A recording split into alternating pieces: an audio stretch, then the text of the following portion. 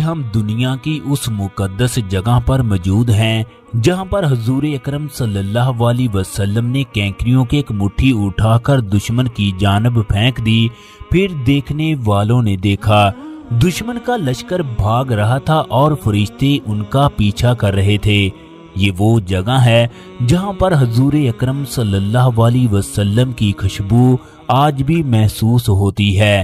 اللہ اکبر! اس جگہ پہنچ کر انسان کو ایسی خوشی محسوس ہوتی ہے جس کو لفظوں میں بیان کرنا مشکل ہے۔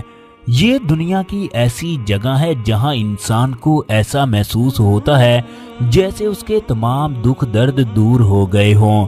جو لوگ اس مقدس جگہ کی زیارت کے لیے آتے ہیں، یہاں کی پاک ہوائیں انہیں سلام کہتی ہیں۔ یہ دنیا کی ایسی مقدس جگہ ہے جہاں 13 صحابہ اکرام کو دفن کیا گیا۔ تمام دیکھنے والے اور صحابہ اکرام سے محبت کرنے والے کمنٹ باکس میں سلام شہدائے بدر ضرور لکھ دیں۔ شکریہ۔ اس جگہ پر ایک ایسے صحابی بھی شہید ہوئے جنہوں نے شہادت کا نام سن کر کھجوریں پھینک دی، پھر دشمن کی صفوں میں شیر کی طرح گھس کر انہیں تہس نہس کر دیا۔ وہ مقام بھی دیکھیں گے جہاں پر حضرت بلال نے امیہ بن خلف کا سر قلم کیا، جو آپ کو طرح طرح کی تکالیف دیتا تھا۔ کون سے صحابی نے امیہ بن خلف کو بچانے کی پوری کوشش کی مگر وہ اسے بچا نہ سکے؟ وہ کون سی جگہ ہے جہاں پر حضور اکرم صلی اللہ علیہ وسلم کا خیمہ لگایا گیا؟ ویڈیو میں یہ بھی دیکھیں گے وہ کون سی جگہ ہے جہاں پر حضرت علی نے ولید کو، حضرت حمزہ نے شیبہ کو، جبکہ عبیدہ بن حارث نے عتبہ کو قتل کیا۔ یہ بھی دیکھیں گے وہ کون سی جگہ تھی جہاں پر 2 چھوٹے بچوں نے ابو جہل کو ختم کیا۔ وہ کون سی جگہ تھی جہاں حضور اکرم صلی اللہ علیہ وسلم نے نماز پڑھی؟ جب ایک انصاری ابو جہل کا سر قلم کرنے لگا تو اس نے اسے ایسے کیا الفاظ بولے کہ اس صحابی کو پیچھے ہٹنا پڑا۔ اس جگہ پر وہ کون سی جگہ ہے جہاں 70 مشرکین کو گڑھے میں پھینکا گیا؟ قریش کا وہ کون سا فرد تھا جس کو صحابہ اکرام اٹھا نہ سکے، اسے ویسے ہی چھوڑ کر چلے گئے؟ جس آدمی نے حضور اکرم صلی اللہ علیہ وسلم پر اوجری پھینکی، اللہ تبارک و تعالی نے اس کے ساتھ کیا کیا؟ یہ تمام تفصیلات آج کی اس ویڈیو میں بتائیں گے۔ مدینے میں جب اسلام تیزی سے پھیلنے لگا تو کفار مکہ کو یہ بات ہضم نہیں ہو رہی تھی، لہٰذا وہ ہر وقت مسلمانوں کو ختم کرنے کے بارے میں سوچنے لگے۔ انہوں نے ایک قافلہ ابو سفیان کی قیادت میں شام بھیجا۔ قریش کے بڑے بڑے سرداروں کا اس میں مال شامل تھا۔ اس قافلے کے پاس 1000 اونٹ اور 50,000 دینار تھے۔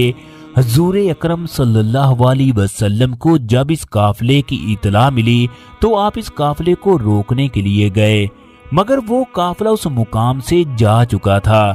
قافلے کی واپسی پر آپ نے صحابہ اکرام کو فرمایا، ابو سفیان کا قافلہ آنے والا ہے، اس میں موجود مال و دولت مسلمانوں کے خلاف استعمال ہوگی، تم اس پر حملہ کرنے کے لیے آگے بڑھو۔ ابو سفیان کو شک ہو گیا، چنانچہ اس نے ایک آدمی کو مکہ والوں کو خبردار کرنے کے لیے بھیجا کہ محمد ہم پر حملہ کرنے والے ہیں، لہٰذا تم اپنے سامان کی حفاظت کے لیے پہنچ جاؤ۔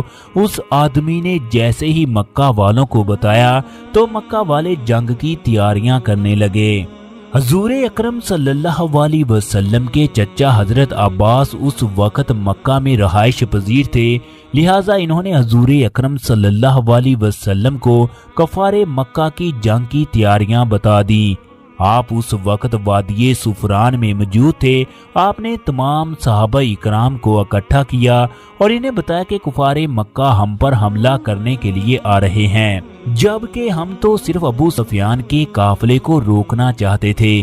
اس پر حضرت مقدار نے کہا، یا رسول اللہ، اللہ نے آپ کو جو حکم دیا ہے اس پر عمل کریں، ہم اس طرح نہیں کہیں گے جس طرح موسیٰ کی قوم نے انہیں کہا کہ آپ اور آپ کا رب جا کر لڑیے، ہم تو یہاں پر بیٹھے ہیں، یا رسول اللہ ہم آپ کے ساتھ ہیں، ہم آپ کے آگے پیچھے اور دائیں بائیں سے لڑیں گے، آخری دم تک لڑیں گے۔ حضرت مقداد کی بات سن کر آپ صلی اللہ علیہ وسلم کا چہرہ خوشی سے دمکنے لگا۔ کفار مکہ جب وادی نخلا کے مقام پر پہنچے تو انہیں ابو سفیان کا خط ملا، ہم مدینے سے صحیح سلامت پہنچ چکے ہیں۔ خط پڑھ کر مکہ کے سرداروں نے کہا کہ اب جنگ کی کوئی ضرورت نہیں ہے، اب ہمیں واپس جانا چاہیے، مگر ابو جہل باز ضد تھا کہ ہمیں اسی شان کے ساتھ بدر میں جا کر ان کا مقابلہ کرنا چاہیے۔ وادی نخلا میں بنو عدی اور بنو زہرہ یہ کہہ کر واپس چلے گئے، ہم اس جنگ کا حصہ نہیں بننا چاہتے۔ قریش کے سردار مسلمانوں سے پہلے اس جگہ پر موجود تھے۔ یہ مقام مدینے سے 70 کلومیٹر دور ہے۔ جس جگہ پر آپ لوگوں کو مسجد دکھائی دے رہی ہے، اسی جگہ پر حضور اکرم صلی اللہ علیہ وسلم کا خیمہ لگایا گیا۔ آپ اللہ تبارک و تعالیٰ سے دعائیں کر رہے تھے، یا اللہ یہ قریش کے لوگ، یہ تیرے دشمن اپنے تمام بہادروں کے ساتھ بڑے غرور کے عالم میں تجھ سے جنگ کرنے کے لیے آ رہے ہیں۔ اے اللہ آپ نے مجھ سے اپنی نصرت کا وعدہ فرمایا ہے، اے اللہ آپ نے مجھ پر قرآن مجید نازل فرمایا اور مجھے ثابت قدم رہنے کا حکم فرمایا ہے۔ مشرکوں کے لشکر پر ہمیں غلبہ عطا فرما، اے اللہ آج انہیں ہلاک فرما دے۔ آپ لوگوں کو جو سامنے مقام نظر آ رہا ہے، اسی پر حضرت عبیدہ بن حارث کا مقابلہ عتبہ بن ربیعہ سے ہوا، جبکہ حمزہ کا مقابلہ شیبہ سے ہوا اور حضرت علی کا مقابلہ ولید سے ہوا۔ حضرت حمزہ نے ایک ہی وار میں شیبہ کا کام تمام کر دیا، اسی طرح حضرت علی نے ولید کو جہنم واصل کیا۔ البتہ عبیدہ بن حارث اور عتبہ کے درمیان کافی دیر تک مقابلہ ہوتا رہا، یہاں تک کہ دونوں زخمی ہو گئے۔ پھر حضرت حمزہ نے آگے بڑھ کر عتبہ بن ربیعہ کا سر قلم کر دیا، یوں جنگ کا آغاز ہوا۔ اسی مقام پر آپ چھڑی کی مدد سے صحابہ اکرام کو بتاتے گئے، فلاں جگہ پر قریش کے فلاں سردار کا سر قلم کیا جائے گا۔ صحابہ اکرام بتاتے ہیں، پھر اسی طرح ہوا جس طرح حضور اکرم صلی اللہ علیہ وسلم نے فرمایا۔ حضرت عمیر رضی اللہ تعالیٰ عنہ وہ صحابی تھے جب حضور اکرم صلی اللہ علیہ وسلم نے فرمایا، قسم ہے اس ذات کی آج جو آدمی کفار مکہ کا ڈٹ کر مقابلہ کرے گا، اللہ تبارک و تعالیٰ اسے جنت میں داخل کرے گا۔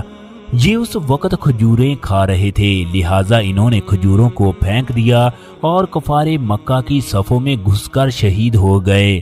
امیہ بن خلف جو کہ قریش کا سردار تھا، اس نے حضرت بلال پر بے شمار ظلم کیے تھے۔ امیہ اپنے بیٹے کے ساتھ جان بچانے کے لیے بھاگنے لگا، اسی دوران اسے حضرت عبد الرحمن بن عوف نظر آئے۔ امیہ نے ان سے جان بچانے کی درخواست کی، حضرت عبد الرحمن عوف نے انہیں اپنی تحویل میں لے لیا۔ اسی دوران حضرت بلال کی امیہ پر نظر پڑی، چنانچہ انہوں نے انصار کے چند ساتھیوں کو ساتھ لے کر امیہ پر حملہ کر دیا، یوں اسے اور اس کے بیٹے کو جہنم واصل کر دیا۔ یہ وہ جگہ ہے جہاں پر دو چھوٹے بچے معاذ اور معوذ نے ابو جہل کا کام تمام کیا۔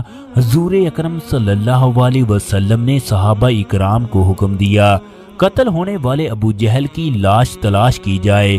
جب حضرت عبداللہ بن مسعود تلاش کرتے کرتے ابو جہل کے پاس پہنچے تو اس وقت وہ زندہ تھے۔ ابو جہل کی گردن کو روندتے ہوئے فرمانے لگے، تو ہی ابو جہل ہے، بتا اب اللہ نے تجھے کس طرح رسوا کیا۔ ابو جہل تکبر سے کہنے لگا، میرا قتل ہو جانا کوئی بڑی بات نہیں، مجھے اس بات کا افسوس ہے، میری قوم کے لوگ میرا قتل کر رہے ہیں۔ حضور اکرم صلی اللہ علیہ وسلم نے فرمایا، ابو جہل میری امت کا فرعون ہے۔ اس کے بعد عبداللہ بن مسعود نے ابو جہل کا سر کاٹ کر حضور اکرم صلی اللہ علیہ وسلم کے قدموں میں ڈال دیا۔ جب حضور اکرم صلی اللہ علیہ وسلم مکہ میں اللہ تبارک و تعالیٰ کی تبلیغ کر رہے تھے تو ایک دن عتبہ بن معیط نے آپ پر نماز کی حالت میں اونٹ کی اوجڑی پھینکی تو حضرت فاطمہ اس وقت چھوٹی بچی تھی، وہ دوڑ کر آئی اور اونٹ کی اوجڑی اتارنے کی کوشش کرتی رہی مگر وہ اتار نہ سکی۔ غزوہ بدر میں عتبہ بن معیط کی لاش کی یہ حالت ہو گئی، یہ اسی وقت گلنے سڑنے لگی جس کی وجہ سے اسے گڈھے میں پھینکا نہ گیا۔ جس نے حضور اکرم صلی اللہ علیہ وسلم کی شان میں ایسے کام کیے ہوں تو اللہ تبارک و تعالیٰ کب اسے معاف کرتا ہے۔ یہ مسلمانوں کی واحد جنگ تھی جس میں اللہ تبارک و تعالیٰ نے آسمان سے فرشتے نازل کیے۔ دوستو، اللہ تبارک و تعالیٰ نے جنگ بدر کے دن کا نام یوم فرقان رکھا ہے۔ اس جنگ میں 16 صحابہ اکرام نے شہادت حاصل کی، جبکہ کفار کے 70 آدمی گرفتار ہوئے اور 70 کو جہنم واصل کیا گیا۔